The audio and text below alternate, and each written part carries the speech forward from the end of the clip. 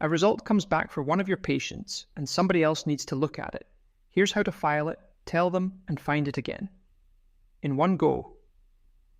A lab report has come back for this patient. Reception has it on the scanner, and the surgeon needs to see it before Thursday.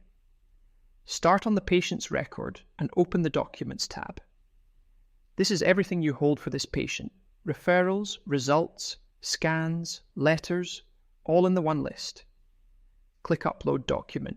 Drag the file into this box, or click it to browse your computer.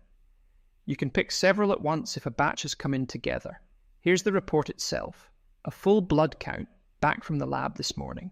Give it a title so it's obvious what this is when somebody scrolls the list in 6 months. Now the document type, and this one is compulsory. Choose Labs. This is what lets anyone find it later, so it's worth getting right. Labs for bloods and pathology, radiology for scans. Now the part that saves you a job.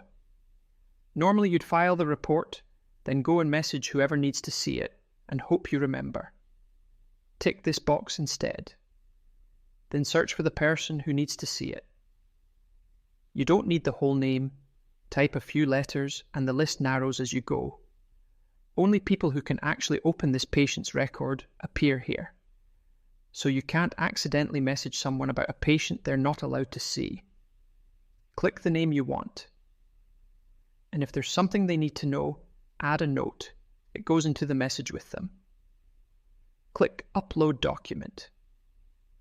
The report is filed against the patient, and your colleague gets a message from you with a link straight back to this page. It went as an ordinary message from you, not an automated alert, so they can simply reply if they have a question. And when the surgeon comes looking, they don't have to scroll. Above the list, there's a Show menu.